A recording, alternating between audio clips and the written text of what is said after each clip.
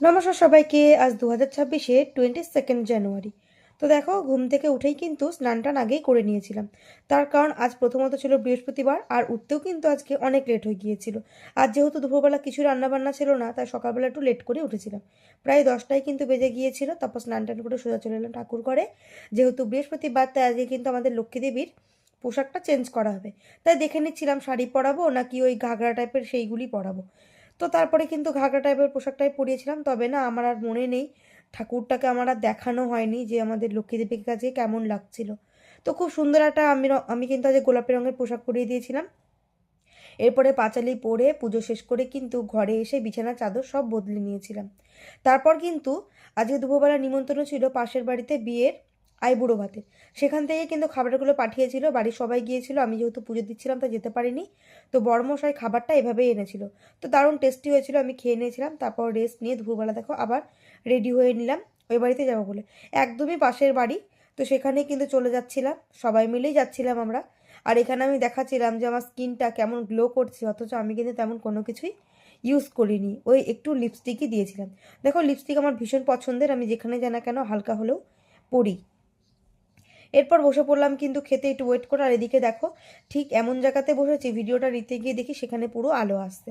তো তারপর কিন্তু পড়ে গেল পাতা। আর কি কি সেখানে মেনুতে ছিল চলো তোমাদের সাথে শেয়ার করি। ভাত, তার সাথে ছিল কিন্তু লাল শাক। প্রতিটা রান্নাই কিন্তু ঘরোয়া হয়েছিল, বেশ সুন্দর হয়েছিল। আর নিজের বাড়ির খাবার দাবার তো দেখো ভালো হবেই। আর তারপরে কিন্তু পড়ে গিয়েছিল ভেজ ডাল। এই ডালের সাথে চিপসটা কিন্তু আমার এইসব এই অনুষ্ঠান বাড়িতেই বেশি ভালো লাগে, কেন জানি না নিজের বাড়িতে করলেও খুব একটা অতটা ভালো লাগে না। তার সাথে দিয়ে দিয়েছিল কিন্তু একটা সমস্ত সবজি, মানে মিক্স সবজি। এটাও বেশ ভালো হয়েছিল, এমন টাইপের সবজি আমার ভীষণ পছন্দের। তার সাথে দিয়েছিল আমার ফেভারিট মাছ গলদা চিংড়ি। তো এই মালাইকারিটাও কিন্তু বেশ সুন্দর হয়েছিল। আর তার থেকে জানো, গলদা চিংড়ির সব থেকে ফেভারিট পার্ট হচ্ছে এই মাথাটা। তো বড়মশাই কিন্তু ওর চিংড়ির মাথাটাও আমায় দিয়ে দিয়েছিল, যেটা ও সমস্ত সব জায়গাতে মানে বাড়িতে থাকলেও করে। এরপরে কিন্তু পাতে পড়ে গিয়েছিল কাতলা মাছ, সেটাও খেয়ে নিয়েছিলাম।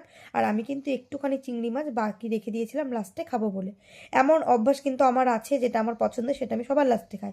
তারপর চাটনি পাঁপড় দিয়ে খেয়ে নিয়েছিলাম। আর দই মিষ্টি তো আমি খাই না। তারপর বাড়িতে এসেই কিন্তু একটু রেস্ট নিয়ে আবার রেডি হয়ে নিয়েছিলাম। তার কারণ বিকেলবেলায় কিন্তু ছিল আমার নাচের ক্লাস।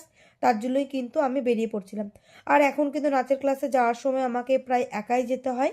তার কারণ বর্মশাই কিন্তু হয় কাজে থাকে, আর নইলে কিন্তু ও খেলতে যায়।